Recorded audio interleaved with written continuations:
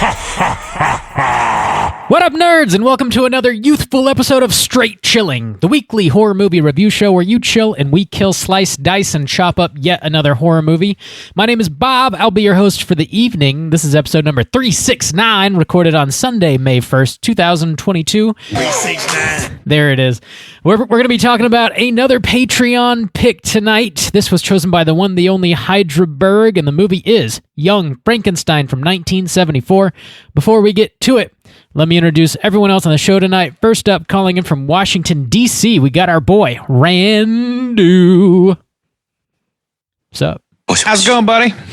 Pretty good. I'm excited to talk more Frankenstein, man. It's the past few weeks. This is What's going on? Frank heavy month. Yeah. It's a heavy Frank this month. Yeah, this one is like going to kind of be a little bit of a taster, too, because it pulls from a few different Frankenstein sources, so I'm excited. It's a sampler, a Frankensamp, if you will. Well, yeah, I will. You know I will. Thank you. Last but not least, calling in from South Korea, we got our boy Soju. What's up, man? Oh, what up? It's your boy to the sweat drop down my ball stains. Oh, that's a bad stain. That's a rough stain. Well, you know, we had to represent 369 episode and we didn't want to get sued, so we got to do the best we can. The sweat drip down my ball stains. That's the best. That's the moniker you have chosen for yourself. I mean, you know. Okay. Well, you know, no kink shame. It is what it is. 369. I mean, this is a momentous occasion, you know. This is history in the making. How many podcasts make it to episode 369? How many podcasts are as sweaty as us? Let's be honest. Yeah. How many podcasts feature balls as sweaty as these? Let's get real. That shit doesn't come easy, okay? You got to work for it. I know. Thank you, Hydraberg, for picking a flick for us once again. Before we get into it, let's tackle a little bit of housekeeping real quick. This is a brand new month, which means we got a brand new poll.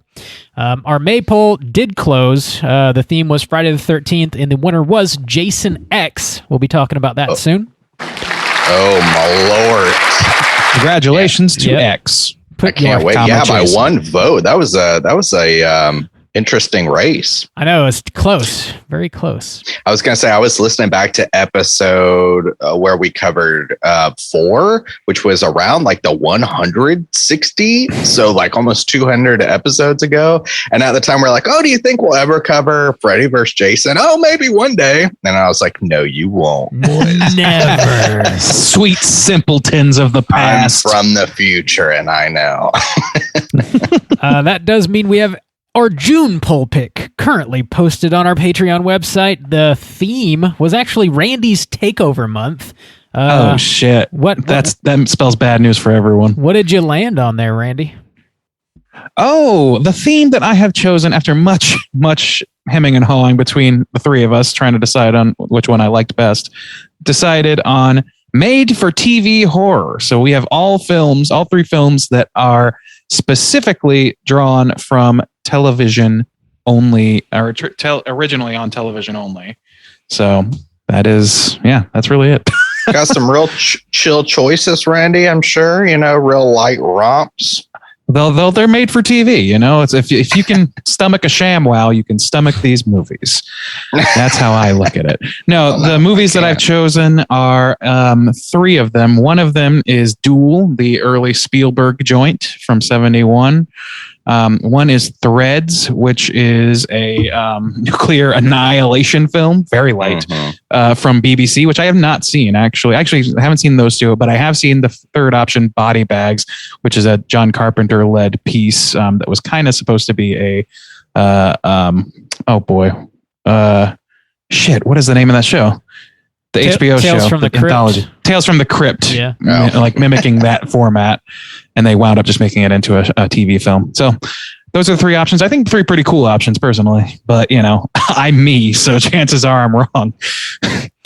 Yeah, I'm excited. I'm interested to see Threads. Even if it doesn't win, I want to check that out. I've seen the other two, and they are definitely pretty fun. So it's like two pretty light ones, and then one like devastatingly like harrowing movie, I guess. Brutal. Yeah. That's what I've heard. Like everything I've heard about that movie is that it is one of the scariest films ever made, which I find really difficult to swallow considering it was made for TV. So I'm very in the 80s. Damn. Yeah. Interesting. So we'll see. Well, make sure to get your votes in before the end of the month, and we'll see what we're talking about in June. Also, if you support us at the $10 level on Patreon, you get access to a whole back catalog of Patreon exclusive content. Last Friday, we just dropped a mini cast on there for you in which Justin was talking about one of the latest docuseries over on Netflix called Conversations with a Killer, the John Wayne Gacy tapes. That sounds fun, Juice.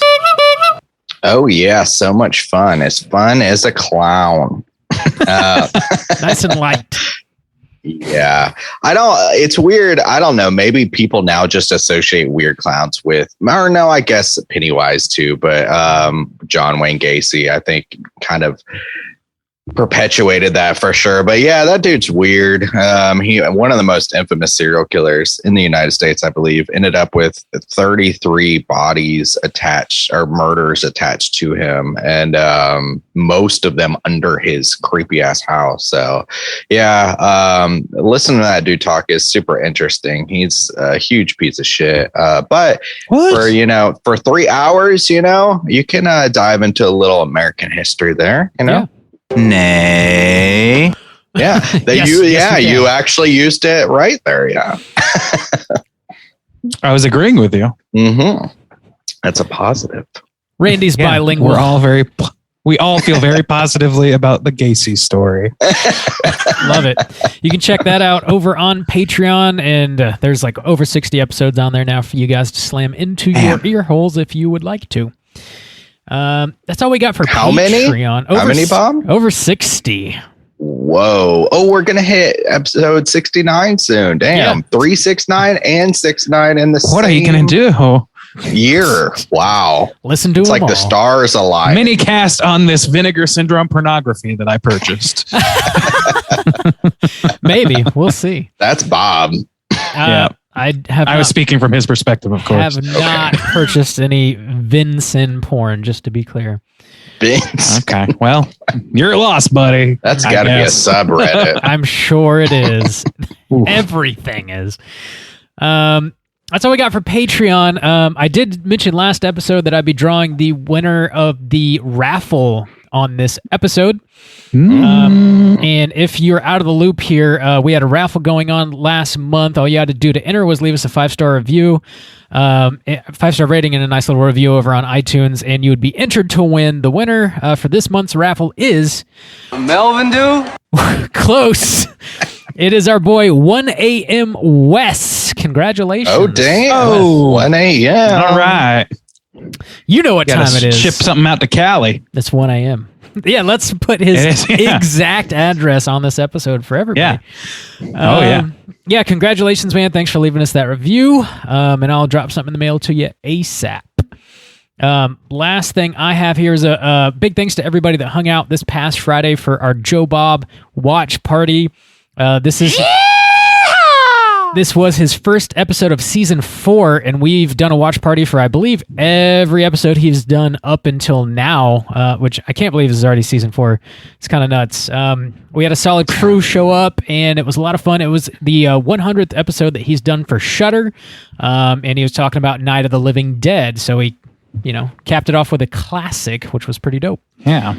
We'll be doing that every week for season 4. So if you want to join us this Friday, just check all of our social media outlets just before 9 p.m. Eastern Standard Time. I'll throw out a link. You can click on that to join the Zoom watch party, and you'll be watching some Joe Bob and chatting with the rest of the crew. Mark your calendars. All right.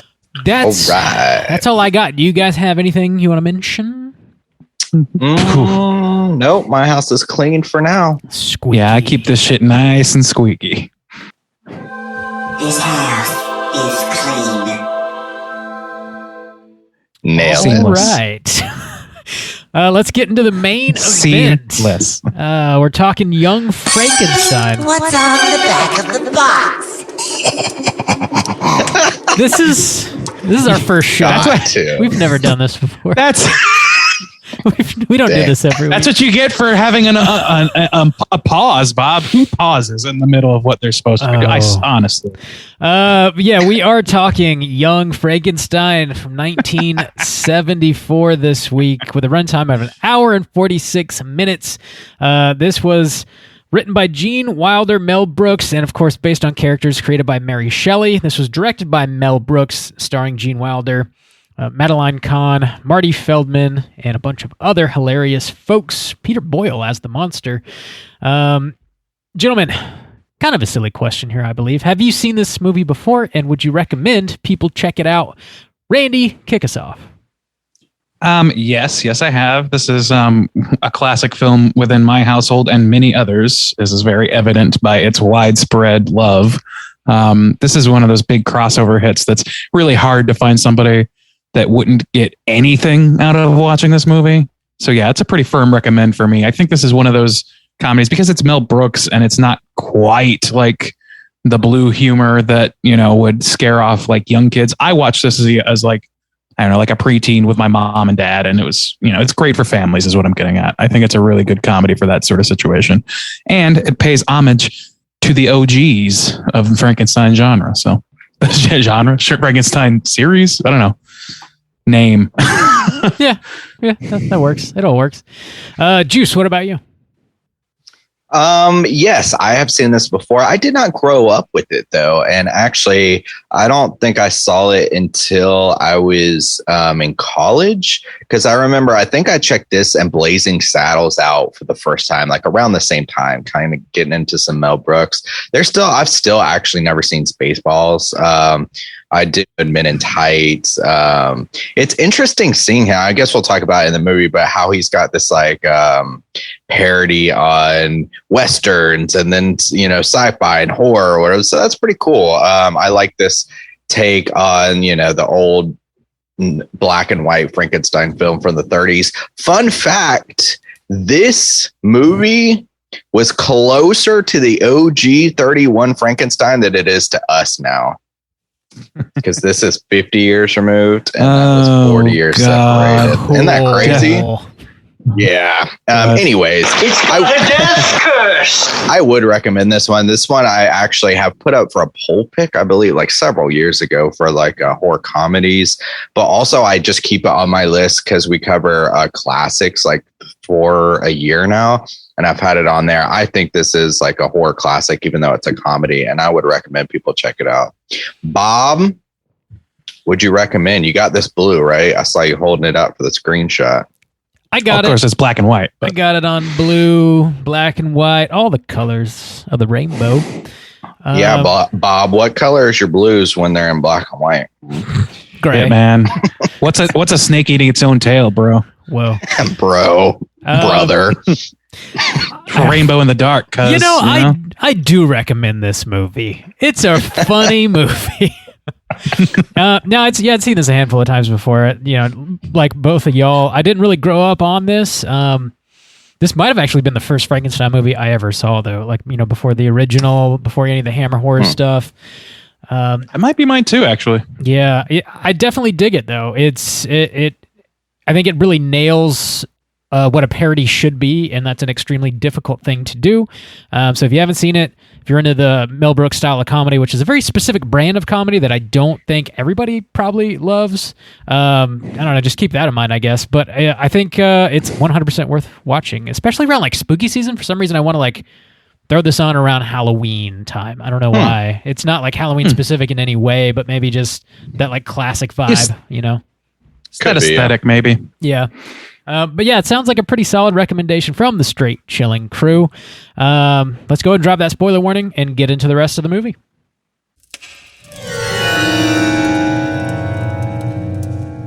Spoiler warning.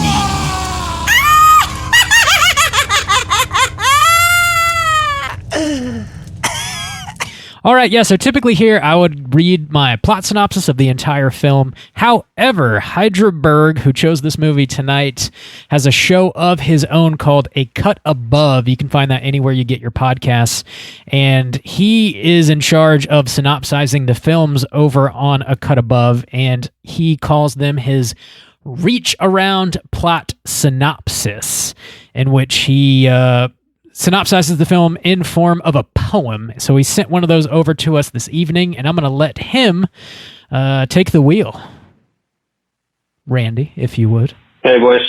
So I recorded a reach around like I do on A Cut Above now for my review for Young Frankenstein. So here it is. A comedic take on Frankenstein's lure. A monstrous tale I do adore. I've watched it now and times before. I hope your review was not a chore. Now walk this way just like Igor. Froderick denied his family's past. His grandfather's work he put on blast. But thanks to an all-star cast, it's celluloid that's built to last. This film lives again now on your cast. For all your listeners to watch at last. I picked this classic just like a booger, but paid you boys like filthy hookers. Now I bid you adieu, just like Frau Bruca. That's my horses. Wow. To say that should have been the bump we got. That's the horse's neighing. We're not smart enough to come up with that, though. That's why they pay Mel Brooks what they pay Mel Brooks. Yeah. That's not the first time I've been called a hooker, I'll be honest with you. I mean, this week or tonight. You never get used to it. Damn. Thanks for the beautiful poem there, Hydraberg. And the courteous reach around. He's a thoughtful gentleman, let me tell you. Always giving out the reach arounds. Oh, yeah. And it also isn't penetrating you. That's a bummer. Apparently that's a bummer, Rob. That's your own word. A bummer. Well, yeah, let's go ahead and get into the rest of this movie. I think the thing that sticks out to me the most when I'm watching Young Frankenstein is like how well they stick the aesthetics of this movie. And like, you know, it's shot in black and white, which I guess Mel Brooks really fought for. And the creature design is like pretty incredible. The layout of the laboratory, the way they edit this thing, just the whole, like they nail that like 1931 original Frankenstein vibe and like really pay homage to it in a way that I think is extremely difficult to do, but also like shows just how much they truly like love and appreciate the original material that they're sending up. That's kind of like what I noticed first in this movie anyways. I'm going to make an attempt to sound smart, but I don't have any knowledge to back it up. I'm pretty sure this is homage and not so much parody. Like, I think that there's a distinction, if I'm remembering correctly, and homage is like more of a loving thing. And I think this takes a lot of love for the source material to the point where it essentially acts as a comedic sequel to like the first several Frankenstein films from the Universal canon. They even mention at one point in this, like when the townspeople have met up, the elders are like, you know, some of us, we need to have some sort of plan in place. Some of us elders, we've been around long enough to still have nightmares about the last 5 times this happened. And it's like, yeah, they're building off of that shit hard. And I love that. Yeah. I was also going to say, too, that this being a movie from the 70s, you know, comedy and horror is very prominent. You know, you have some iconic horror comedies, but comedy in general is tough to kind of transcend time. You know, that's one of the kind of things about comedies in some ways is that like how much of it is rooted in, you know, cultural references of the time or things that like maybe don't age as well as just maybe some other genres do. But I think this one, like I said, I didn't watch this until, you know, I was in college and had no kind of nostalgia like value to it. and found it very funny. And even when I was watching it this time, I just couldn't help but just like crack up. Like most of the time, I don't think there's like a whole lot of moments where I was just like busting a gut. But I mean, I chuckle a lot of the way through, like some good quality laughs. And I think it holds up pretty well in that realm. Definitely. I mean, it could be really easy for this to have like one-liners about fucking, I don't know, flash cubes or like fucking, I don't know, afros or something that like was such a cultural touchstone of the time or whatever, you know, but they don't go that route. They are really, and I think honestly what helps with that is that the source material itself is a period piece. So already the thing that they're making this homage or parody of is already displaced in time. So it kind of doesn't have to deal with that stuff, but to their credit, their jokes also don't specifically deal in like cultural touchstones of that time, of the then current time, the 70s. Yeah. So they managed to dodge that bullet consistently. And Mel Brooks is really good about that, I think.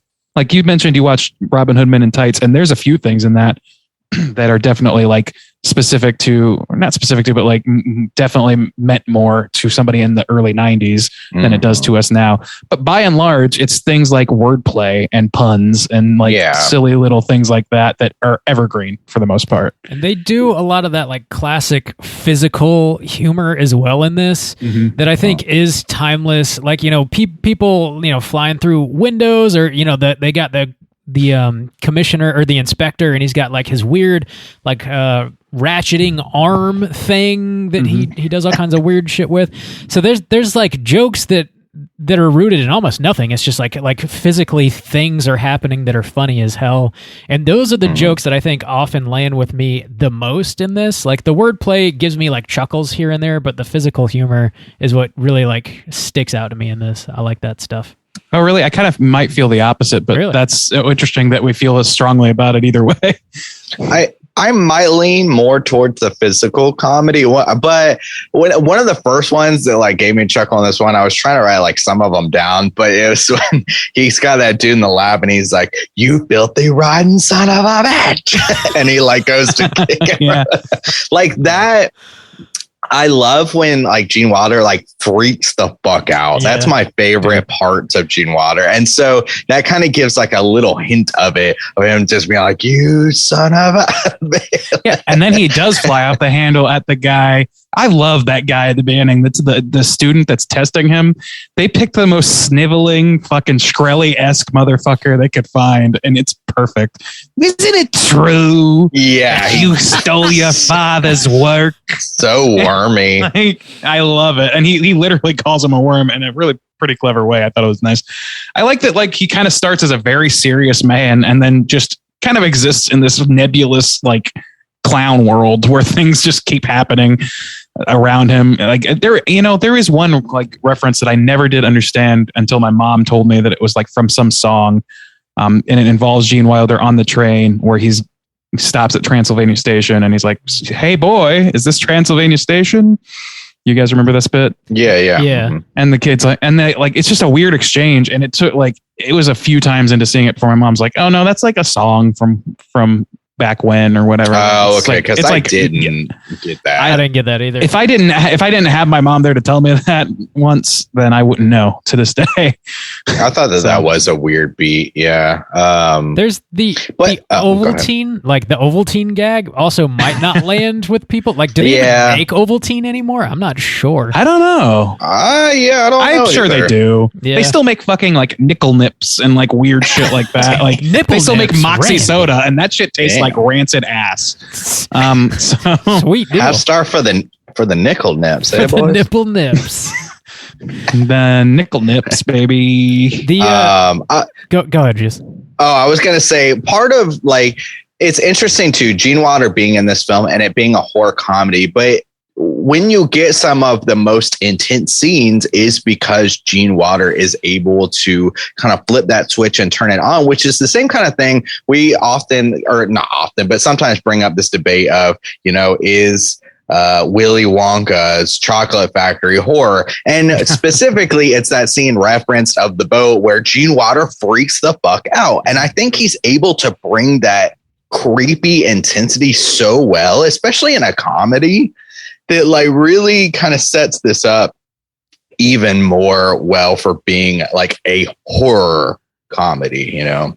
Oh yeah, he championed this. Mel wasn't going to make this movie originally. It was a condition of him being in Blazing Saddles that Mel make this movie. So Gene wrote this, and it seems tailor-made for him because it involves like just it's alive, that sort of thing. Mm-hmm. He's just pulling from that, and he's doing it almost better than the original. I would say that I think about the line as read by Gene Wilder before I think about the line as read in I can't remember the actor's name from the original Frankenstein. Yeah. Same. Yeah.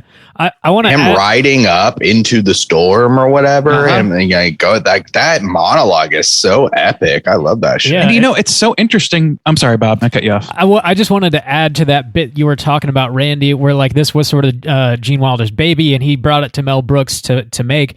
And another stipulation he had was that Mel Brooks agreed to not appear in this movie and just direct it. I guess Gene Wilder felt that whenever Mel Brooks was in a movie, he couldn't avoid the temptation to break the fourth wall, which would sort of make this movie lean too far into like the comedy world, I guess, like further than he wanted it to in some way. And I guess I get that. Like Mel Brooks is just like, he is Mel Brooks all the time. Like Gene Wilder can play different characters. He's still like kind of always Gene Wilder too, but like Mel Brooks is just like always kind of the same, I think. Well, he's always a vaudeville specimen before he is a character, and that I can understand. But they do break the fourth wall in this movie a couple times at least. It's true. Yeah, you're right. Fucking Igor has that amazing scene with the abnormal brain. And then the Peter Boyle looks at the camera when the little girl asks what else they should throw down the well. Yeah. And just sort of like kind of looks at the camera and looks around. I love that. That brain depository, just drop brains down the slot after 5 p.m. or whatever. I need to get that sign on my front door. Yeah. Fantastic. You know what's interesting? As I actually think that this, I just had this like little connection I made. This movie, I think, is to Frankenstein as a property, as a cultural icon, what like Return of the Living Dead is for zombies. It almost solidified certain aspects. You know what I mean? It's easy to sort of like almost conflate this movie and its choices and its aesthetic and all that stuff as like the Frankenstein. Like, it's almost distills everything down to its base components and makes it almost a symbol of the original franchise. The way that Return of the Living Dead did with zombies in general, and like giving them the brains and giving them, a pathos of we're in pain all the time. Like all these little things that they sort of add to the canon that become, even as a silly comedy, as both of these kind of are, they kind of canonized certain things about that property. I think that's really interesting, actually. Yeah, I agree with that, man. And I think probably a lot of people, we mentioned that probably all of us watched this before the original Frankenstein. That's likely the case, I would think, for people our generation. Like, back in the 30s and 40s and 50s, before this movie was made, that's obviously not the case. But nowadays, I think you'd probably throw this on before you would a movie made in 1931 or whatever. Going back and watching the original and seeing like what it's pulling from after you've seen this, but like you're probably always going to think like Frankenstein is Gene Wilder, like or at least we do. Like the big monologue when he's like riding up into the sky, like it's alive, like that comes to mind first in a way, which is it's interesting. I guess it's just like when things were made, but that's kind of interesting to ponder on. I wonder if that's the same for old Hydraberg himself. It also sticks out to me too that are you telling me that I put an abnormal brain into a 7 foot tall, 54 inch wide gorilla, like that epic freak out or whatever. Yeah. That always sticks out to me just in the realm of Frankenstein too, of, what really is the problem with this monster. Like that just kind of is cemented in my brain. Mm-hmm. I love that scene too. God, that shit is so fun. Marty Feldman, man. He's the funniest character in this show and funniest actor in this movie to me. Like his reactions to fucking everything. He is the perfect foil because when Victor is going off the rails or otherwise being very serious, that scene in particular where he's like talking to Igor. He's like, please have a seat. And he's trying to remain calm. He's like, just little, like the little mannerisms of both of them are so perfect to play off each other. And then to cap it off with a callback to the sedative moment. It's just so good. Like, I don't know. There's no other, I don't know how to break it down in a way that's smarter than that. It's just good. It's just funny. These fucking guys have these little micro facial expressions on during that whole thing. And then when they just, like, Victor just explodes. Oh God, it's so good. There's his favorite moment to me is the joke. It's just ridiculous where the fiance shows up and he's like, oh, you know, Igor, can you get the bags? And he's like, all right, you take the blonde and I'll take the one in the turban. The one and he in starts the like turban. gnawing Yeah, he does on like her. That shit, it's ridiculous. He does like a Groucho Marx. It's great. I love that shit. I was cracking up pretty good at a lot of his bits. Dude, the walk this way is a classic. Like, that joke might as well be owned by this movie at this point, even though we all kind of like know it independent of this movie too. Yeah. It's kind of like That's What She Said, you know, is owned by Steve Carell now. That one is owned by when Marty. the fiance shows up. Frederick is like, oh, this is my financier. Like, he just butchers the word as he's getting completely busted. I don't know. I think my favorite like wordplay joke is the werewolf their wolf situation. Yeah, the beginning. absolutely. Classic. I thought you wanted to. I was like, why? I'm easy. What? It's just so fucking stupid and fun. There's so many good, like I keep going back of like, what's kind of my favorite moments of the joke? I don't know. I think Gene Wilder like really brings the like in, like, I don't know, when he gets intense, it always cracks me up. Like when he goes in, he's like, don't you know what a joke is? And then he freaks and he's like, I'll kick your rotten heads in. And he like starts laughing. That's let me out. His freakouts like at the beginning too, always like crack me up the most. I feel like my grandfather's work was doo-doo. That's a great line. When he stabs himself and then just kind of like looks at it and then calmly crosses his, like, that is a brilliant fucking piece of physical comedy. Yeah. That is amazing. Yeah. God damn, he is so good. And there's just like nothing. Okay, what I'm trying to do now is trying to be critical of this movie because it's clear like that we all kind of love this movie. Yeah. We need to try. Yeah. And I will say that, like, in my memory anyway, before watching it this time, I had it in my memory that, like, yeah, the first half of this is really funny. It's really quick. It's like, it moves at a pretty good click, but then it sort of really slows down. And that's kind of true, but it's not as true as I thought it was in my head. It's not like the second half of the movie that's slow. It's like it's like maybe the last quarter section. Oh, really? Yeah. I think like once the putting on the Ritz is done, it starts to really like slow to a crawl for me. I agree with that for the most part anyways. Like the putting on the Ritz scene like feels kind of out of place in this movie. Like, and it just sort of like pumps the brakes really hard when that happens for me, and like it takes me out of the story in a way. It's just like it's too over the top, I guess, because like we got this creature that like can't form words really, but then all of a sudden he's like tap dancing like a motherfucker. I mean, I know it's like a comedy. It doesn't really matter, but it just felt a little like weird. I don't know. Did that feel out of place to y'all, or is that just me? I mean, narratively, I see your point, but I think I still love that scene. I think it's like, I enjoy watching that scene, but like narratively, I feel like it's kind of a climax scene pushed a little early, maybe, or close to it. Maybe. Yeah. I kind of agree. I don't really care for that scene. I'm not like huge on music in my, in movies and stuff like that. Sometimes it can feel very awkward. In this point, especially when you're trying to mix horror and comedy and music, it feels a little awkward for me. So I'm definitely not in love with that scene, but I found where some of it was like kind of lagged was when the monster escapes the castle and he like interacts with that little girl, which is a reference, to the OG.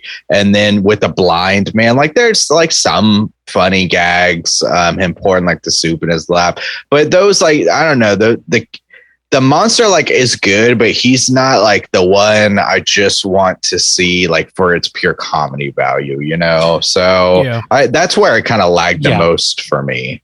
So like when it's a monster led scene and doesn't involve the other group, I agree with that generally. Mm-hmm. But I will say that I love those scenes with the little girl, the blind Gene Hackman as the blind man.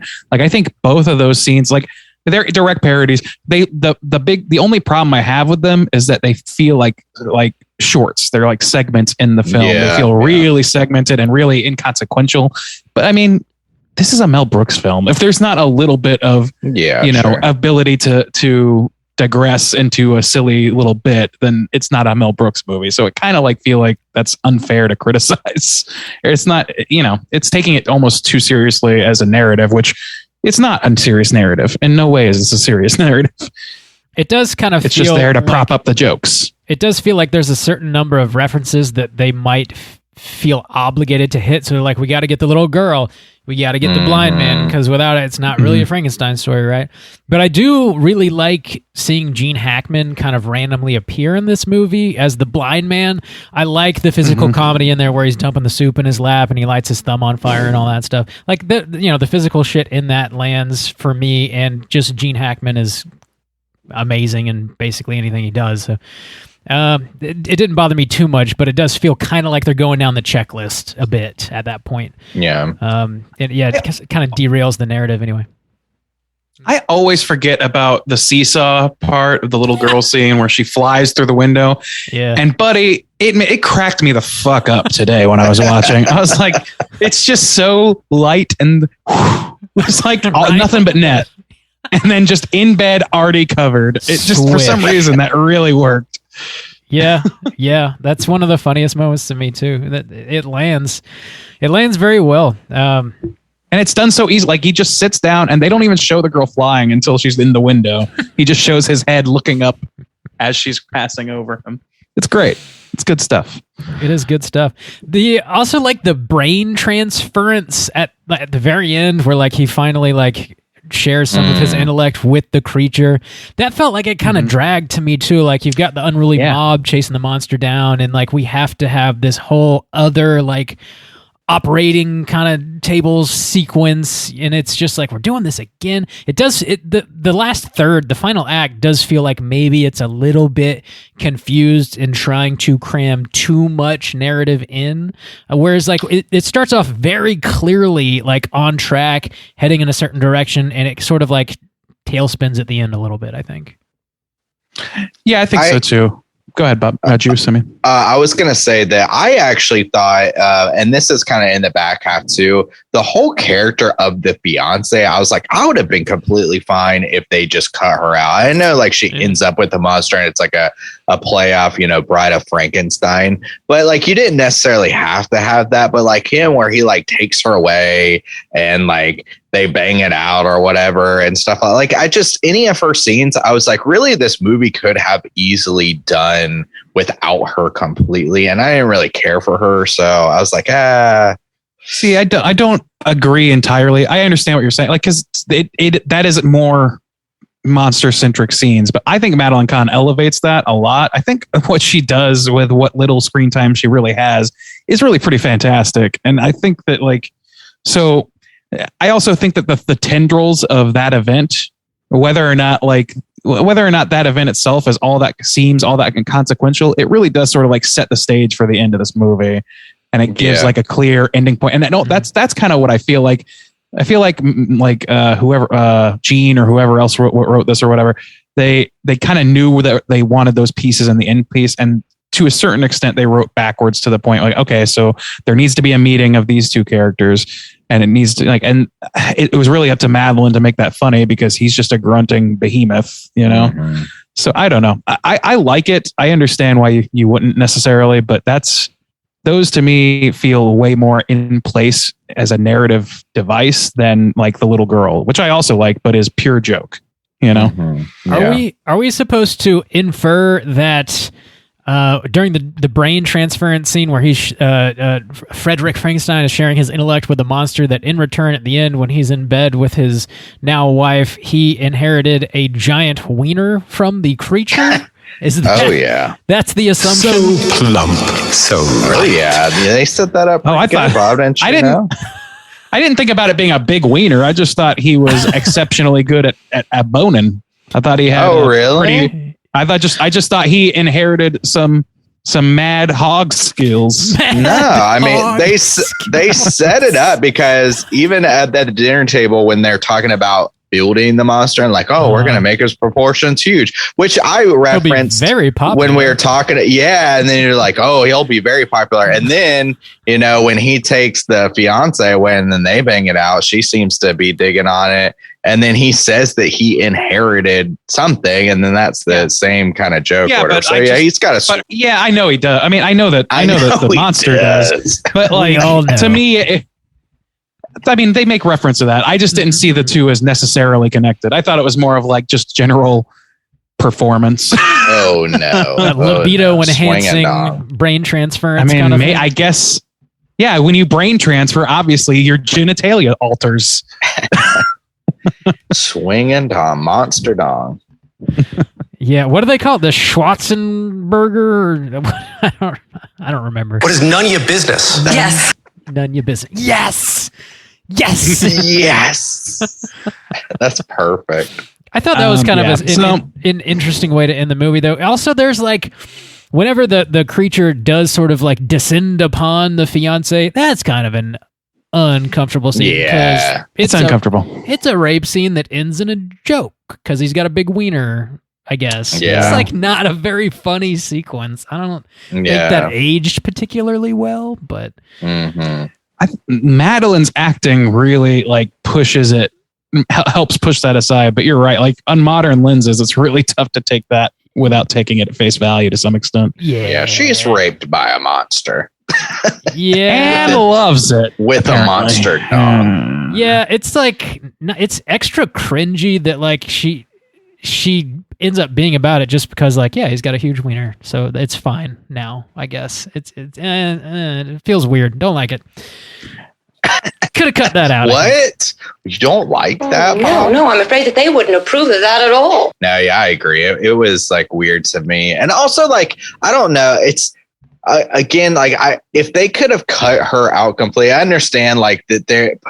It ends on the joke of he's a regular schmo now and he's married and she's the bride of Frankenstein. But if they cut that out, and then also I agree with the putting on the Ritz scene. Like that scene was kind of uncomfortable for me too, because I was like, what's the point of him? I don't know. It's like, yeah, like he walks a little bit, but then like, what's the joke of him like barely able like to say putting on the Ritz? Like it felt like weird. It felt uncomfortable to me. I don't know. The music and the situation and all of it together, I don't think that joke lands particularly well for me.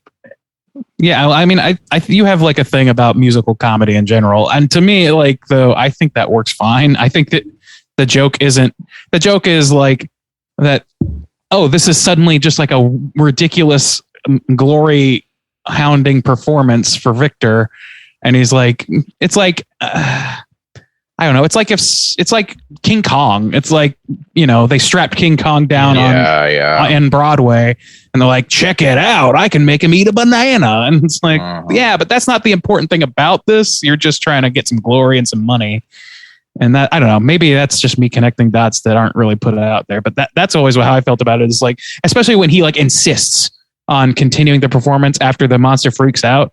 Like, I'm always like, just, calm him down, say, all right, that's the end of the show. I gotta go. We gotta calm this down. This is still basically a newborn baby in terms of mentality right now. Also, where's all that fucking cabbage? I was gonna say they came in packing, man. They were ready to throw that shit. They were ready to hate his ass, and they were going to almost one way or the other. But putting on the Ritz almost turned him around. What a waste of cabbage. Super duper. You could pickle that shit. That's the true victim. Is the cabbage. Make a little kimchi out of it. Yeah, or the kraut. You could kraut it. You could kimchi it. You could krauty it. You could kimchi it. Speaking of kraut, kraut is just flavorless kimchi. Okay. Do we really need to go on a pickled vegetable tirade here? It's all rotten at the end of the day. It's all fermented fucking shit. When I was a kid, the comedic character that I really didn't like care about was the inspector. As I've gotten older, I appreciate him a little bit more, though. I think like it's a little bit more subdued, and especially like I kind of understand what the character is going for more. That's one character that I don't think that I really understood, like his relevance to the Frankenstein story or whatever. He's kind of just operating as a Van Helsing professor sort of type a little bit, but I just like the physical comedy of it now. At the time, I don't really think as a kid I understood what was happening with his arm and all that shit. But his favorite scene to me was when they're playing darts. Darts, yeah. Well, other than that, yeah, he's so kind of like when he like smokes or when he lights his hand on fire, like that's pretty good too. But yeah, he's a particular character that again he kind of has to carry his own scenes. Yeah. And so while they're okay to me, I'm always just like, bring me back to the funniest people. There's two. I just wanted more Igor, baby. Igor's fantastic. There's two sequences with the inspector that really stand out to me. Is where he's like addressing the unruly mob, and his German accent or whatever accent he has is like so thick they cannot understand a word he's saying, and he has to like clarify. And then when they get footsteps, when the mob actually gets to the castle, they just pick him up and use his arm as a battering ram to knock the door down. Oh, interesting. European style. It's good shit. It's good shit. Yeah, it is good shit. I don't know. Like I don't like he's just one character that I totally agree with Justin, where it's just like, yeah, I mean, he's kind of funny, but get me Igor, baby. Get me back to Igor, my boy. And how the hump moves from like side to side on Igor. Yeah. I like that. That's another classic like physical comedy gag that you just don't see that shit in any movies anymore these days.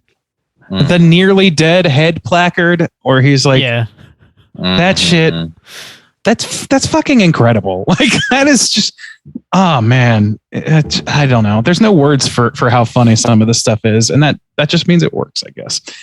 The thing is, I don't think that any of my criticisms of this movie really hamper my love for it at all. Like any of these things could be different, but I don't know that I would approve of changing anything. If I could go back in time and correct things, I don't know that I would. If I could turn back down. Thank you. If Randy could find a way. Share is just what we needed right now. That is share, right? Sharing is caring. We gotta sing all these songs ourselves so we don't get sued. That's exactly right. From the window. If you think that will prevent us from getting sued, you are sorely mistaken. Until the soju dropped down my balls. Damn. All right. Yeah. I don't know. Yeah, I think my criticisms of this movie are like kind of on the lighter side too. It feels a little long. It feels a little meandering in the third act. It's not like bust a gut funny, but it's like consistently like full of chuckles throughout it. Yeah. But I mean, like I don't know. Like I don't know that I would change much about it either, other than like the couple like uncomfortable sequences that we've already mentioned that just don't like they don't hold up very well through a modern lens, I think. Oh my god. Yeah. We haven't even talked about Frau Blucher. Oh yeah, dude, the horse whinny every time she says her name, like solid gag. I don't know. Yeah, he who was my boyfriend, all that stuff. Like Cloris Leachman does so much with almost nothing in this movie. Yeah, like she has like 4 scenes where she's a standout or where she's like a big part of the scene, and every time she manages to do something that is so fucking just the pursed lips after the like third whinny as she's like turning away. She's like, God, it's like I feel that for her. I'm bummed for Cloris in that moment. Poor lady. Yeah, I don't know. You guys have any other things that you wanna touch on? Young Frankenstein? I think I'm all right. Yeah, I think I'm good. All right. Well, let's go ahead and rate this bad boy out of 5. Juice, why don't you kick us off? How do you feel? All right. This one, it's a little tough because I really do love it. And like to come into, a horror comedy that's at the time, I don't know, when I first watched it, it was like already 40 or something years old, and not having any kind of nostalgia to it and still kind of fall in love with it or recognize, the kind of brilliance of it. Like, that's pretty huge. I do love the black and white aesthetic. I do love how they're able to capture so much of like the cool vibes of the original Frankenstein. Maybe, some of the comedy doesn't age as well, or maybe it wasn't as spot on even in the time. But for the most part, it does. It does still kind of come together for me. I'm pretty consistently like chuckling throughout. The Gene like kind of makes it for me. His freak outs, I love. He brings such intensity and can go from kind of a lighthearted, just a kind of aloofness or just goofiness to such like raw, intense, like scary intensity that it's like so impressive. And then the supporting cast is like super great too. A lot of great physical gags. The inspector is not as sharp. It does kind of get a little slow in the middle, and like that rape scene and then the music scene is like, I don't know, kind of like either weird or uncomfortable for me. And so I don't know, but I still just personally love this a lot. And so I guess I'll knock it like a scotch. There are some fair critiques of this, but overall for me, it's still a very enjoyable film and kind of like a very important film. It's like one of the most iconic Frankenstein films to me. And so I'm still going to put it at like a 4.5. All right. 4.5 from Juice. Bob, would you like to go next and give your review on Young? Sure. I'll slide in here real quick. I think we're mostly on the same page here. I do think I think you could call this an homage, but I think it nails a parody. I think it definitely qualifies as a parody and kind of nails it. Like some of the other Mel Brooks type movies, like Spaceballs and Blazing Saddles, I think are very funny in their own right, but they lean too far into the like comedy and like send-ups of what they're parodying, I think. And they don't take the source material quite as seriously, specifically in Spaceballs. It's still a very funny movie, but I think this movie does a really great job at like balancing a certain sort of like reverence for the source material and also like sending it up and exaggerating that source material, which is a very difficult thing to do. And I think a lot of that has to do with like how well they captured the feeling of the original Frankenstein movies, and like they even got a lot of the original set pieces from the lab from the original movie and like used that in this. Mel Brooks went out of his way to make sure they filmed it in black and white. The editing techniques, the score, the opening credit sequences, the title card, like it's all just very of the time, and I appreciate the hell out of that. Like the attention to detail and like the love that you can feel just kind of baked into that are really what like sell this movie for me. It's not the funniest movie I've seen. I don't think it's the funniest Mel Brooks movie I've ever seen, but it is like consistently funny. Like it's got chuckles all throughout it. I like that they include a bit of the Bride of Frankenstein, but I feel like, they just kind of tried to cram a little bit too much in the end, and it feels a little bit meandering. And I think a more like straightforward ending would have sort of like landed the plane, just made it feel a little tighter. Like the opening feels so tight, and it feels like it starts with like such a clear direction, and then by the end of it, it just feels like a little all over the place to me. And because of that, it feels like a little bit long. If you cut a few of those sequences out, it would have been a tighter movie, and I think it just would have been better overall. But it's far from a bad movie whatsoever. I enjoy it quite a bit. I'm going to come in with a 4.5, same as Juice. Randy, how do you feel? I pretty much agree with everything you guys have said. There's things about this movie that I think like I want to give this a perfect score in my soul. I want it. I but I know want it to as well. Yeah, it's tough. I have to almost to talk myself out of it by reminding myself that no, this isn't really a perfect movie. I know what a perfect horror comedy looks like because I've seen Shaun of the Dead. So like, and that is that movie's tighter than a fucking snare drum. You couldn't squeeze an extra inch off of that. And that's kind of like the thing that this particular film as a horror comedy is missing for me, is that it's just not always focused as well focused as it should be. But I do love it. And it's like things like, you know, the choice to make this movie black and white is no small choice. That is like, that could have been a death knell for this movie. And it almost was. I remember my mom telling me specifically that her and my aunt were talking about going to see this movie, and my aunt didn't want to go because she didn't want to see some old black and white movie. And then they both saw it and they loved it. But like, thank God they did, because it could have been really easy for people of the time to, and it probably was, to be like, I don't want to watch a dumb black and white Frankenstein movie. I've seen that. I don't care about that. And not really like give it the time of day. Like, it was a financial risk. Like I respect that.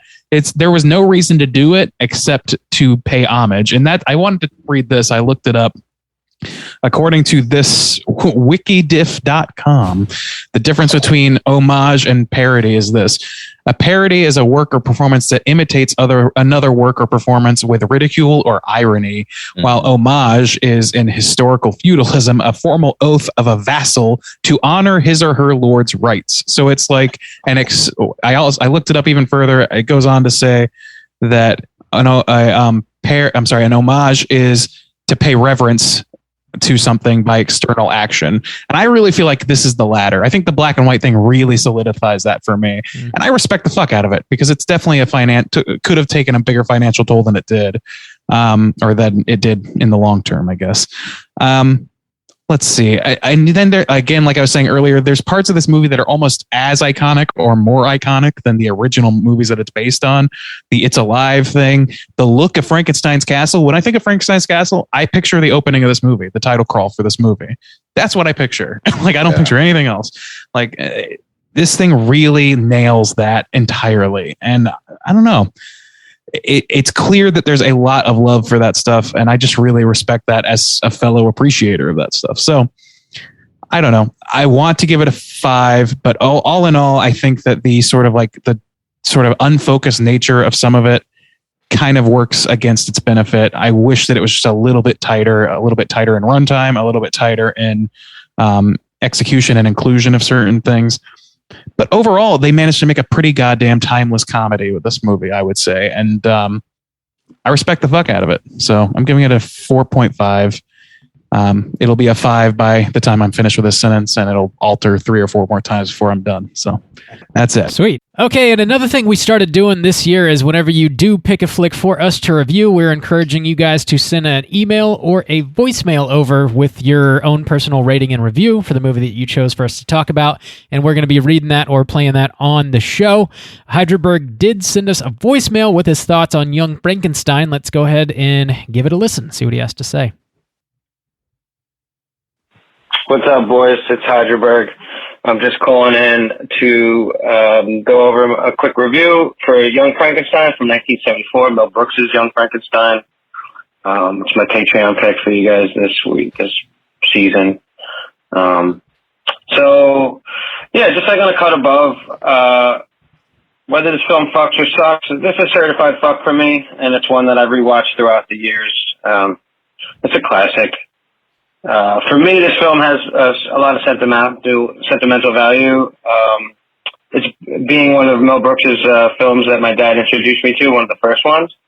My dad wasn't big into horror. It was more my mom's thing. But my dad did get me into like the comedy side of horror, like with films like this and like Abbott and Costello meet Dracula and The Mummy and all that stuff. And that was more his shtick. He liked the slapstick comedy and stuff like that. So I have an appreciation for both, thanks to my parents. So thanks, guys. For me, I think this film is a comedic marvel. It's I think it nails the Frankenstein vibes really well that you want in like classic monster films. It pays homage to those, and then it directs some great like slapstick. It's got an all-star cast. And in my opinion, it's one of Mel Brooks' best films. Probably my favorite of his, but I don't know if it's his like best work ever. But for me, it's my favorite. Also, I'm just gonna say, Young Frankenstein. For me, like the review, I would give it a 10 out of 10. Abnormal Brains, because or a 5 out of 5 for you guys' grading scale. I know it's like, it's not a perfect film. There's some issues. I hope you guys definitely enjoyed reviewing it, and it leads to a good discussion. I'm sure it will. I know Randy loves this film, so there's no reason not to give it a perfect score, right? Right? No, but seriously, I know there's a little bit of a rape vibe with the monster and Elizabeth at the end. I kind of picked up on that this viewing, and I'm just like, oh, that's a little creepy, but she does become his wife, so it's all it's fun. But I can see people picking at that a little bit, and some other some other topics maybe in 2022. So it's an older film, so Mel Brooks had a pervy mind too. So, but I don't know. It's just it's a banger for me. It's a classic. I love it, and it's been on my list for a while for you guys to review, and I just wasn't sure if it would come up in a poll pick. It did once, and then it never got picked. So I just decided to use it this time. So, yeah, I hope it makes for a great discussion, and I hope you guys just keep chilling, all right? Keep it creepy. Thank you, Hydraberg. What? It's his wife now. It's all good. It's fine. Marital rape's not real. Yeah, man. Thanks. Don't. Now my congressional career is over. There you go. Thanks for that picking, soundbite now exists. Thanks for picking another baller movie for us to talk about, man. We really do appreciate it. The cast is fucking stacked in this movie, and I think I would consider this to be a classic. I don't know if we really touched on that too much, but would you guys consider this to be a classic film? I think in my recommendation, I think I said I consider it a classic. I kept it on my classic list that I keep, if we need to pull a classics to watch. So yeah, I do. I do too. I think that it has a stronger claim to a comedic classic than to a horror classic, but I think that it has claim to both probably. Yeah, that's fair. Yeah, but yeah, I definitely would consider it classic. Yeah, one of Mel Brooks' finest creations, I would say, for sure. And Mel Brooks / Gene Wilder, since his hands were really all over the idea, from the start. But yeah, solid shit. One of Gene Wilder's best performances for sure. Some standout jokes, and I think it's a classic comedy. I think I would have to go with that as well. Good shit. Thanks again, Berg. Yeah, thanks again, buddy, for picking a flick. Yeah, I'm glad he finally got it. Yeah. I submitted it for that poll pick one time, and Hyderberg came around this time. Yep. Sometimes you gotta hope for the vigilantes to come out. Yeah. He saved your ass. Promises. Juice. They're the ones who gave me Ghost as well. Man, Patreon has really been favorable to me over the years. Yeah, it sure has. To you only. It's because you offer bribes. True. That was one time when Bob started a campaign. Just one bribe. Oh. Okay, Senator. We'll let it slide this time. If you want to be even a senator, the playing field, you got to offer a hell of a lot more than just one bribe. You got to step that. Yeah, shit man. up. That's an ongoing commitment. That's weak. Senator sauce. Staines over here. Senator Staines. Senator Wrecker Staines. Wow. Plenty of those on yours. Well, yeah, thanks again, Hyderberg. And our aggregate for this is going to be a 4.5. Let's go ahead and jump over into our Rotten Tomatoes segment and see what the critics and users think about Young Frankenstein. Certified fresh to death. All right, ladies and gents, this is the Rotten Tomatoes segment in which I'm going to ask these two gentlemen to guess within the best of their abilities what the aggregate user and critic scores are for Young Frankenstein on RottenTomatoes.com. Now, there are 70 critic reviews to count for here, just 70. So keep that in mind as we go through, and you tell me what percentage do you think were positive? I'll start with Bob today. Bob, where do you think this lands on the scale? Also, Bob, I need to put a little pressure on you. If there's any week that you need to win at least one, it's this week, episode 369. This is your week to win. Hey. Don't drop the ball, okay? Thank you. I feel like this has got to be pretty damn high. But how high? How high should I go? How high? Maybe. So too much. Yep. There goes my retirement money. Yeah. Damn, now I got to spend all night editing. I'm going to go with an 88. Ooh, 88. Oh, man, I was going to point at which time travel begins. All right, Juice, where are you going to fall with this one? Damn, I was going to go 87, which would be the $1 down. Yeah, maybe I'll just stick with that. Maybe that's a smart move. 87 for me. 87. All right. Well, Juice, you done fucked up. This here is a 94%. Damn. Whoa! Oh! Get low! Get low. Hell, skeet, skeet, skeet, skeet, skeet, skeet. That's a lot of skeet. Thank you. Thank you for your enthusiasm. Hell, skeet, skeet, motherfucker. Yeah, if there's Hell, skeet, skeet, right here. If there's any week that we're going to salute that, it is episode 369. Whew. So enjoy it while you can, Bob. Oh, thank you. Let me bask in your skeet. Oh, just like old times. Get that bump now. You know, stop what you are doing. We got to get an intern to set this thing out for me. Yeah, we're talking about running for Congress before we started this show, and that's off the table for me now. Sorry. Yeah. No, it's not, buddy. There's no bottom. Anyway, Rob, you just blew my sweat drop down my balls line away. You just blew your sweaty balls away. You blew them away. You blew me away. Whoa. We're getting all kind of sound clips. Oh, boy. There are 100,000 plus audience ratings for Young Frankenstein. Damn. Juice, why don't you tell me what percentage of those you think are positive? I think a large, especially when people are coming out, back in the day before they kind of filtered it out, coming out for Young Frankenstein. But with that many, the number is going to drop a skosh. So I'm going to stick close to my original guess, but I'm going to take the boys of Project 86. Ooh, the 86. All right, Bob, how about you? I think it's still going to be pretty damn high.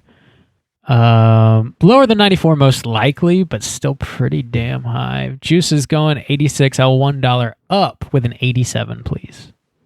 87. Well, Juice, you fucked up again. Oh, yeah. This one here is a 92%. So much skeet this week. Bob, hell, skeet, skeet, skeet, skeet, skeet, sweep. You got to get the broom. Bob, we got to sweep that skeet, skeet, sweep. You gotta sweep that skeet. That's part of the job. You also gotta mop the slop, but we're not talking about that right now. Yeah, is that how you clean up around your house, Bob? With the broom? It's like Little John. I clean up with a mop and bucket. Little John and the East Side Boys just left the club. They just blew out like a 2-hour set, and that floor is covered with skeet. You got to sweep it up. Get the broom. Get the broom. Get the broom. Whew, tip your bartender. This means I've more shit I gotta do now. That's Rob right. needs to hydrate. Congratulate. It's just coming out like dry creamer. Dust. like a bag of hot cocoa. Yeah. With the little marshmallows too. Just boom. Oh my god. Damn. You need to see a doctor, my god. It's the hell ski. Just gonna tell him you're having too. He's just gonna tell me I'm having too much fun. What's a doctor gonna do? You're having too much fun. Stop having fun. Anyway, critics' consensus, made with obvious affection for the original, Young Frankenstein is a riotously silly spoof featuring a fantastic performance by Gene Wilder. I don't know where spoof fits into the homage parody conversation. I know. I was about to bring that. Where's spoof? Is that the best? The best option? I don't know. Parody versus homage versus spoof versus pastiche. Jesus Christ, we live in hell. Anyway, we live. There's What too many is words lang- here. what is I don't need to know all these things. It's, Why can't all words mean the same thing? humorous imitation of something, typically a film or a particular genre of film, in which its characteristic features are exaggerated for comic effect.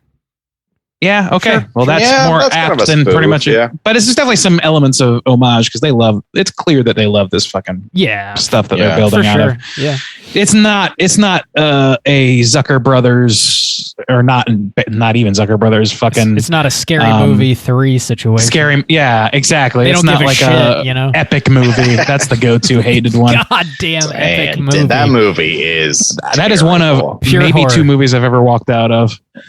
Just that movie. unwatchable. And I don't think I paid. I think I was when I was working at the theater and I was like, nope, this is not worth my free time. as a teenager too, or Yeah. And I had nothing but time on my hands. If you can't capture that audience, you're fucked. up. You fucked up. You fucked up. Hey, let's read a negative review because sometimes they're funny. I have doubts in regards to anybody saying this movie is not good though, because they must have no sense of humor. All right, here we go. It is good-natured, lowbrow, backlot, hit-or-miss humor, but with no cumulative effect beyond its succession of hard-worked jokes. It's a fucking comedy. What do you expect from a comedy, a silly comedy? Never struck me as funny, but it's well put together. What the fuck does that mean? Negative. I hate you people. I could, if somebody came in and said, I don't find this movie particularly funny, I could understand that. You know, I could, but I would also hate them. No, I'm sorry. I don't know. You know, comedy's hard to nail down anyways, especially a movie that's 50 years old. And a lot of it is the physical comedy. It's silly and they do the repetitive thing a lot, which is with the horse neighing or her asking, do you want anything? And him having to refuse over it. Like a lot of it is that like repetitiveness until you get your audience laughing kind of horse. I mean, the kind of comedy. So same diff, bro. I could understand. Yeah. But then there's people like this who say most of the gags were juvenile. And it's like, well, I mean, fuck yeah, you. like somebody is. This is the kind of guy that tells me that farts aren't funny, and I look at him and I say, "You are a liar. You are a liar, you sir. Filthy, rotten son of a bitch." There's no. I mean, there are base elements of humor. I find that's why Jackass is so fucking fulfilling. Yeah, it's because it's like very base human elements of fucking humor. And if you can't enjoy that on some level, I mean, you're broken. Yeah. Boys, do you always have a cigarette after sex? I mean, yeah, to complete the comedic Young effect, Frankenstein. certainly. Yeah. Absolutely. You got to do it. Who am I to break precedent? Mm-hmm. You got to dust off. You got to reanimate that libido, son, and then, smoke a ciggy afterwards. And then pump yourself full of nicotine so you can go again. That's right. It just gives you energy. 7 is my lucky number. Anyway, that's the end of Rotten Maters. Let's move forward in life. All right. We're moving forward in life with some trivia. It's totally time for trivia. All right, fellers, I got a few little beats of trivia here. I already mentioned much of the lab equipment used as props was created by Kenneth Strickfaden for the original 1931 Frankenstein film. Apparently, he just had all that shit sitting in his garage. And that's nuts. Yeah, they found him and were like, hey, do you have any of that stuff left over? And he's like, as a matter of fact, it's all right here. So my you wife clean my has garage been for me? nagging, Yeah. right. You'd be really doing me a solid. When are you gonna get that Frankenstein shit out of my garage? That Franken shit. It's It bull. was a marriage to the beast. Damn it, Kenny. I can't park my car in the fucking garage. Also, Gene Hackman learned about the movie through his frequent tennis partner, Gene motherfucking Wilder, and requested a role in the movie. He wanted to try out comedy. Yeah, the Gene squared. I guess they played The tennis gene together. pool is deep. Oh God. Yeah, killing it. The original the original cut of this movie was almost twice as long as the final cut. Damn. It was considered by all involved to be an abysmal failure. It was only after a marathon cutting session that they produced the final cut of the film, which both Gene Wilder and Mel Brooks considered to be far superior than the original. Which, yeah, I bet.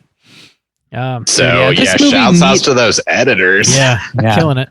This kind of comedy just has to be fast paced. Otherwise, you're really like, it's not dry enough to live with some breathing room. It's really got to be packed in there Simpsons style. Oh God, we fucked up.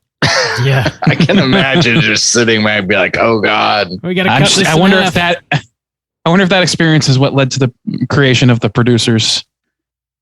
Maybe. Didn't the producers come out before this? I don't know. I think it did, actually. A very similar situation happened in the story there. Yeah, I think it did. That's what I'm referencing. Anyway. The brain in which Igor is sent to steal is labeled as belonging to Hans Delbrück, a scientist and saint. There was a real-life Hans Delbrück. He was a 19th century German military historian and professor at the University of Berlin, notable for going beyond technical problems and linking warfare to politics and economics. His son Max Delbrück was a 20th century biochemist and Nobel laureate as well. Be prepared to be bedazzled. Well, I mean, I've made 369 episodes of horror podcasts. Yeah, but if you want. I mean, our award's in the mail. When we die, our brains will be preserved for science. Oh God, please no. Again, and I cannot stress this enough.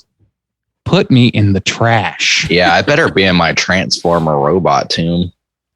That looks like Nick Cage. Oh, the pyramid. Yeah, that'd be badass. The cage bot.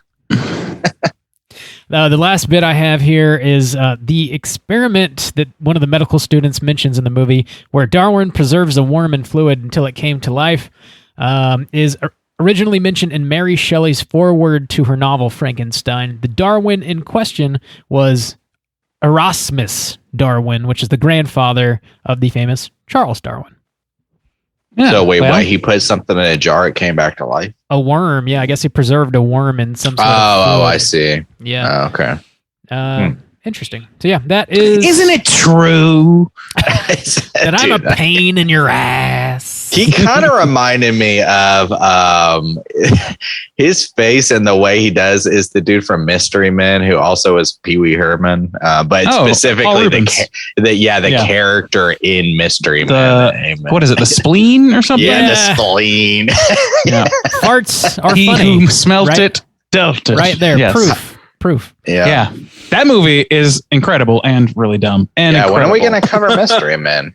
I don't know, man. I guess got to hope that Heidelberg gets another pick this year. It's a superhero movie, so Heidelberg will try and pick it for sure. Oh, yeah. It's part of the MCU, as we all know. It's going to show up in Multiverse of Madness. The Shoveler's going to come through.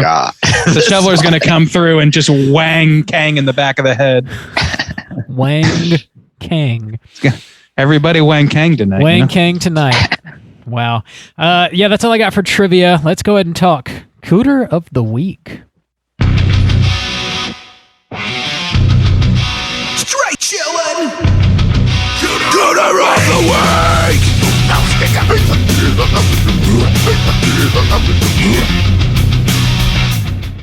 Juice. What is a cooter and why do we hunt them?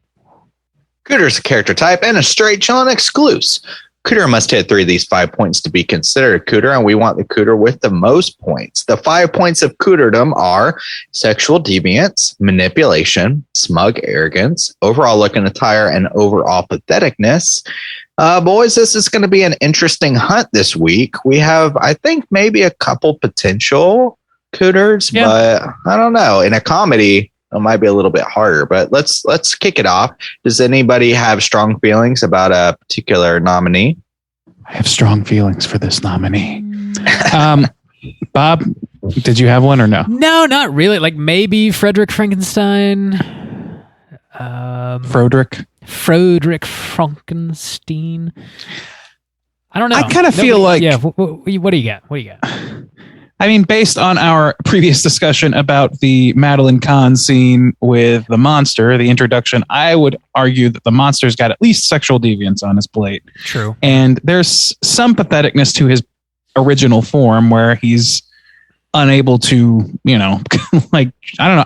It almost like isn't, you're almost not able to call it pathetic because he's like a newborn baby. Like, it's kind of tough to say that. Yeah. But the sexual deviance at least is there. And the He look in the shits in tire. his drawers, apparently. What? She's at the end, she's like, all right, I put some baskets in the bathroom. One's for your shirts and one's for your socks and your poopy undies or whatever. He doesn't have time to go to the bathroom. Okay. So the one thing that didn't reanimate is the anus. He's just leaving a bunch of streaks in his. It's just a loose sock. Just a little rosebud in nothing there. stopping the leakage. Yeah. Oh God. So if we've got that to go off of, I mean, come on, guys. Oh God. What a nightmare. Well, look at a tire. He is a monster, definitively. He's got a zipper on his neck. He's an old zipper neck. I thought that was kind of a funny thing. Smug arrogance, no. Manipulation, no. Looking at tire, yes. Sexual deviancy, yes. Patheticness, I feel I'm on the fence on. So I don't know. That's a very strong case. Maybe he can't hit it. How about, let's talk about Frankenstein, because I feel like he could get sexual deviance because he's like kind of cheating on his fiance. Yeah. Smug arrogance could be. I think he's pretty smug. well, it kind of develops that, yeah. At the beginning, he goes. Well, his pride is very soft, which maybe adds to patheticness too. His pride at the beginning, especially at mention of his grandfather, it's almost clear they don't really make this statement, but it seems like his character is like he's working so hard to overcome the stigma around his grandfather's work. Yeah. Mm-hmm. So maybe a little patheticness there too, just in formatting your whole career and life course based on, a long dead ancestor or not long dead, I guess, recently dead ancestor. Yeah. Anyway, he's a light one, and I don't know if there'd be a better option though. Yeah. I think if anyone's going to hit it, he's going to hit maybe enough with, let's see, sexual deviancy, smug arrogance, maybe a little patheticness, and manipulation. Does he? I mean, he kind of manipulates the inspector, right? Yeah, but I mean, I feel like we need to start making a distinction between just like lying, especially out of self-preservation. Yeah, and that's true. Being a manipulator, like with he's not gaslighting anyone. Yeah, I don't think so. He is robbing graves. Yeah, that's. I don't know if that's manipulative, but it is fucking weird. It's questionable. That's for sure. Yeah. I think they're both kind of on the fence, which makes sense for a comedy about the two characters that they're based on. Yeah, it's mostly based around the characters themselves. The characters were never like sterling examples of humanity, so it makes sense that their comedic counterparts are likable but still kind of do that. One thing I think I didn't mention, but since we're talking about the monster, he starts to give this monologue once he can actually speak about like, man always rejected me and stuff. I think that's lifted. I think that was lifted, at least the beginning part where he's like, man has always rejected me and, whatever. I tried to seek out kindness and I never found it. So now I'm going to wreak havoc or whatever. I think that was lifted straight from the book, actually. I wouldn't be surprised. It sounded like if not the book, then from one of the adaptations, certainly. Yeah. It seemed like that. So are we going to land on this being a Cooter-free movie? I think so. Yeah, I guess that would be fine. It doesn't feel right. Yeah. Yeah. I agree. They're two lovable rascals. Yeah, not quite there. Raping people. Rascals. Oh, boy. Well, I don't know about that. Boy. I don't know about that. Yeah. Well, it's just Cooter-free. They don't hit. Well, y'all are the ones who don't want to lock them up. They don't hit enough. Put them on the streets. We'll be fine. Cooter-free since 1974. Young Frankenstein. Let's let our hair down. Let's kick our shoes off. Get relaxed and talk about what we've been watching this week. What you been watching? Hey, Randu, what you been watching? Let's see. Well, true to what I said earlier, I have been watching Jackass. Most recently, Jackass Forever came out on Blu-ray. Yeah. So I purchased physical media. Yeah. To complete for the my penises. Jackass collect. You gotta have the yeah. Well, wieners. you gotta have the big giant wieners, of course, on screen. Of course. I was rewatching this on our In big 4K. screen, on our not our big, on our like 3D. relatively large TV. I was like, I can't believe that I actually sat in a theater and watched this man's testicles at that scale. I just can't believe I paid money to do that. It is very unlike me. But yeah, I love that fucking movie. I love Jackass in general. I'm a big stan these days, as they say. Let's see. I also was unwillingly made to watch a reality show by the name The Ultimatum. I watched one episode of that. Are you guys familiar with The Ultimatum? I am. Because it's hot shit right this moment, I believe. I think so. I think some people in my family watch it. It sounds terrible. Oh, it when I describe it, you will be justified in thinking so. It's a reality show in which two people who have been in a relationship for a couple years, two like early mid 20-year-olds usually, are like, well, I said you either got to marry me or I'm breaking up with you. And now we're going into this house where we're going to be basically dating anybody we want in the game. Wow. And if we like somebody else better, then we're going to marry them. And we're going to marry them. So yeah, if you're not right for me, then surely someone else in this house will be at the age of 23. In this house, who also I'm assuming is like supposed to marry whoever the fuck they're with, but they don't want to. So like nobody gives a fuck really what's happening.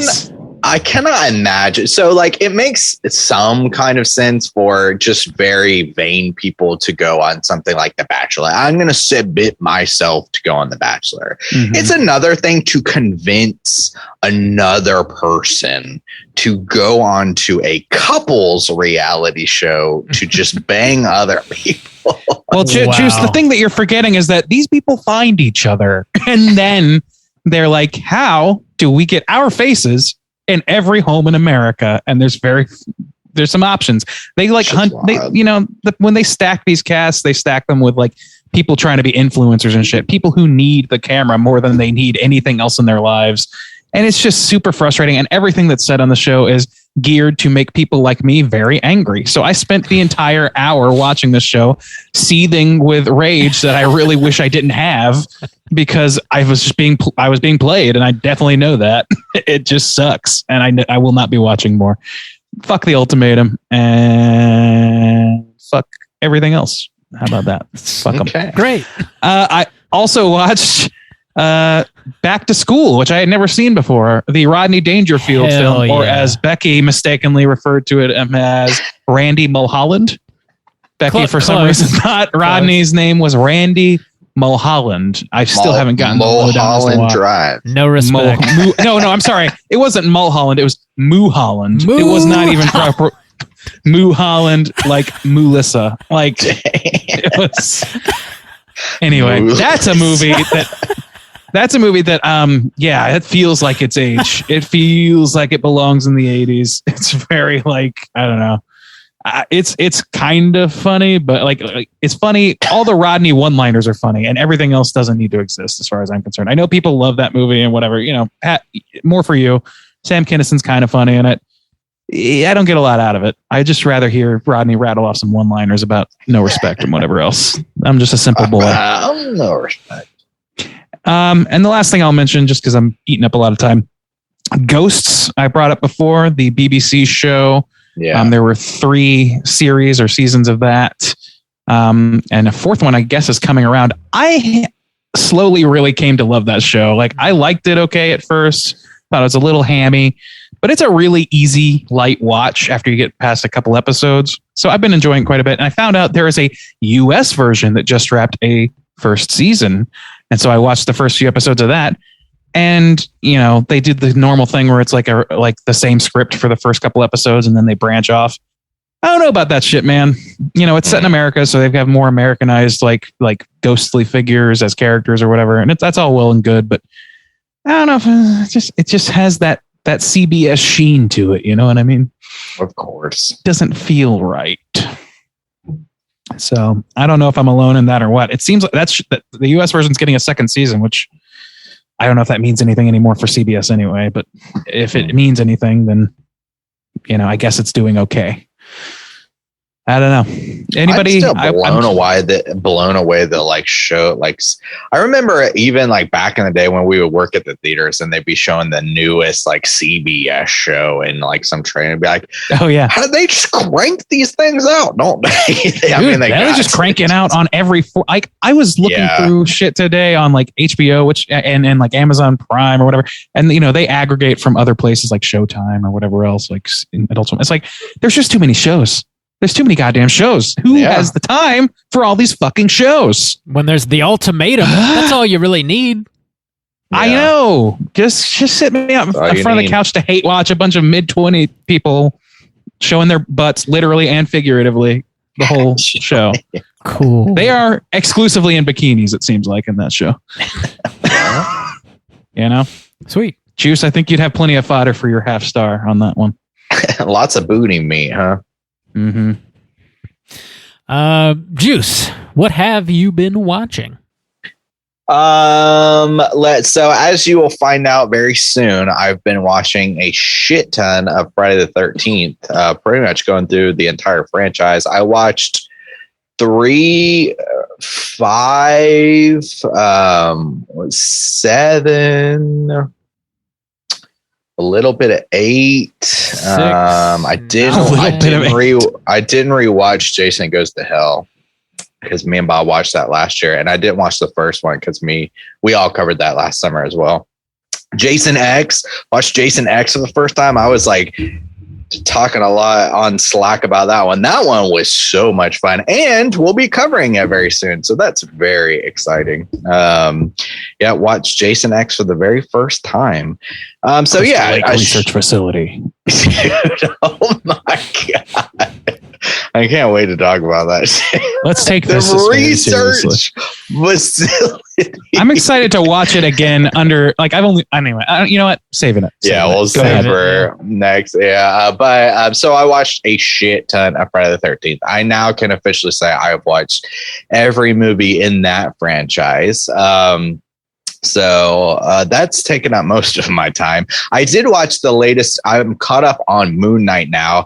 And in like true Marvel fashion, I don't know. This is kind of just how they do their whole world too. Okay. So they'll have like a lot of like, oh, mediocre. Okay. That's a pretty interesting, but maybe not so great mediocre stuff. And then they'll just hit you with this boom, like emotional thing that makes everything more relevant and matter more, and like backed by some amazing acting by fucking Oscar. Like they do that shit all the time. Like how many movies do they crank out and you're like, oh yeah, that's some medium Marvel stuff. It's okay. It's not amazing. But then like this big movie, they do the same shit with their shows, where I feel like a lot of their shows, the first like 3 episodes, I'm like, yeah, it's okay. Like it's decent enough. And then like by episode 4, 5, or 6 or whatever, they're like bringing it all around. You're like, damn, that's pretty damn good. They just did that with episode 5 of Moon Knight, I think, and Oscar Isaac like does a really good job with the acting in that. He's essentially playing like 2 completely different characters, and so he did a really good job. So I'm all caught up on that. I think there's maybe 1 episode left that'll come out this week. I am getting close to being done with The Good Place. I don't know if I've started season 4 yet or not, but I'm close. So by like next week, I think I'll be done with the series by next time we talk. So I'll give my overall opinion on that. I'm still good. Still enjoying it pretty good. And I'm getting close to finishing out Vikings, which somebody was talking about. There's another Viking show called The Last Kingdom, which I knew about. And since I'm on this Viking kick, I might continue with that because I don't know, it's a good vibe right now that I'm glad I kind of got back into with the Northman and kind of catching back up on this last season of Vikings. So we'll see. But that's all I've been watching. Bob, Yo. what you been watching, my guy? How many blues did you get this week? 2 weeks, past 2 weeks. 48 blues? No, actually, I think everything I'm going to talk about I saw in the theater or streamed. So, Wow. first thing I want to mention is I saw The Unbearable Weight of Massive Talent. And It's that new Nick Cage, Pedro Pascal movie, and it's pretty damn fun. It's like Nice. If it was like kind of refreshing to see because it's like very like self-aware, and Nick Cage is like leaning into this sort of like Nick Cage mythology that exists around him, and it's just like very self-aware and light, and it's got like some comedy and some action. It's very much like these two characters are like meeting for the first time, and they just become like fast friends, and it's about like this budding friendship. And yeah, there's just like some wild action towards the end of it. It's just like a really nice popcorn flick. It's got like a little bit of everything in there, and it even like references the movie itself as you're watching it, and it's like, yeah, it has something for everybody, right? It's interesting to see like Nick Cage sort of transcend himself and like play this like more ridiculous version of himself, apparently. But it's good. It's totally. I heard worth watching. one thing, and you could just confirm or deny this from your perspective. Mm-hmm. I read the one piece of information I have about that from somebody is that they felt it was, really funny at first, and then the funny really tapered off, and the action started picking up. Is that about accurate? Yeah, I think there's sort of a give and take there, where like it shifts more towards the action for sure. Yeah. Okay. I mean, it doesn't really. I mean, I don't see that as a good or bad thing necessarily. I'm just curious. Yeah, I think you could definitely say that about it.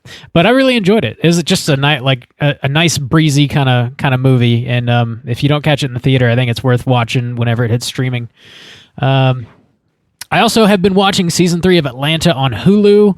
I think it's on episode 7 now, and it's been so long since a new episode of Atlanta has dropped. I think it was 3 or 4 years since season 2 wrapped. And I've been loving it, man. Atlanta is a great show. It's fucking fantastic. If you haven't been watching it, get back on that. Yeah, check that shit out. It's a lot of people have said it's got big Twin Peaks vibes, and I guess I don't necessarily totally get that, but then again, I haven't seen the entirety of Twin Peaks. It does have a through line on season 3 where Paperboy and his squad are in Amsterdam. They're touring around, playing bigger and bigger shows, making some money, and then they'll throw in these one-off episodes here and there that don't necessarily have anything to do with the main storyline, but sort of tie into one of the characters in one way or another. It's interesting how this show is written and broken down. It's not just one straight narrative necessarily. It's really interesting. It's really funny. It's got a shitload of commentary going on in it, and the characters are well written, and every single character in the show is interesting. You're not always just watching Paperboy on stage do his thing. It's they focus on every single character in the show, and it's just extremely well written and done with care. Check that shit out. I like that that's an interesting thing that they're breaking off for individual shows. That made me think of Lost, of all things. They did that a few times, a handful of times. You're right. Two mixed results, but it's kind of like that, but even looser. It's not even totally trying to flesh out a character's background necessarily. It's weird. It's hard to explain. Almost like non sequiturs, but it still ties in at least thematically. It's interesting. And the last thing I want to mention is there's a new show on HBO that's called We Own This City. It's the latest creation from David Simon, who famously did The Wire. I forgot that was coming out. Yeah, and I didn't know this was coming out. It was just I caught an advertisement after the first episode dropped, and I'd never heard of it before. I was like, holy shit. But this is set in Baltimore, again, like The Wire was, and it takes place in 2014 or 15, something like that. So it's in the recent past, and it focuses on a particular unit of the police force. They're supposed to just get weapons off the street, basically. I forget there's a name for it for their unit, but they just are supposed to isolate weapons and get them off the street. And it's got John Bernthal in it. He's sort of the lead There's only one episode so far, so like I don't know how it's going to develop, but it seems as though maybe Joan Bernthal is a crooked police officer, or maybe he's doing some shit that he shouldn't be doing.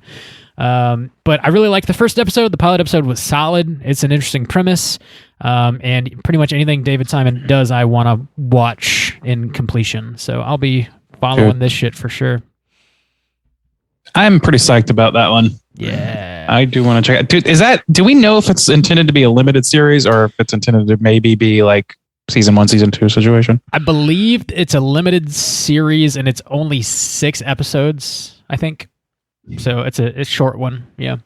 Yeah. Oh. Easy pill to swallow for me. Yeah. We Own This City on HBO. Yeah, that's really all I've been watching this week.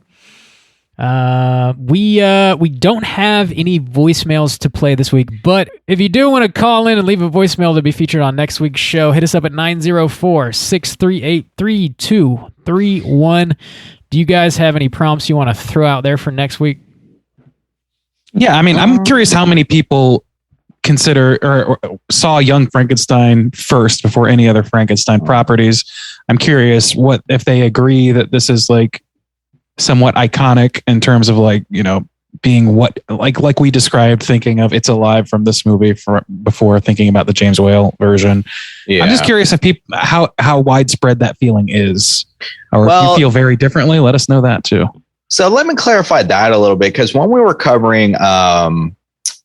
covering Curse of Frankenstein a couple weeks ago, I had gone and looked at, you know, some list of what people consider some of the best Frankenstein movies. And so some of them were like Rocky Horror Picture Show, you know, or I guess my technically first kind of Frankenstein would be like Edward Scissorhands, you know, which I saw when I was younger. So it's like, while I didn't see this one until I was, you know, in my 20s, it's like, what exact Frankenstein movie, you know, a movie called Frankenstein, or that specifically references the like He's Alive and stuff like that, you know, because there's kind of a different couple, you know, like iterations in that kind of way.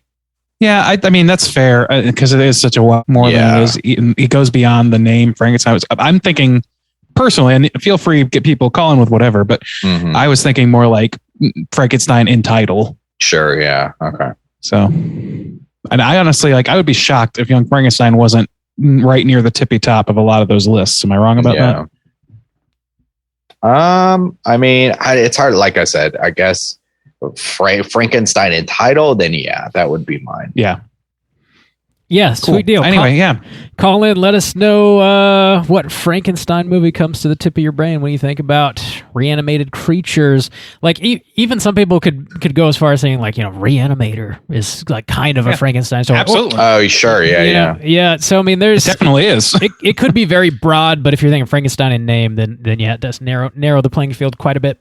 I would say like name, or in like, it's got to be pretty close to the source material. Like Monster Squad, I kind of don't see as fitting, even though there is a literal Frankenstein's monster in there. You know? Yeah. But it's not the story of Frankenstein. Yeah. Right. Yeah.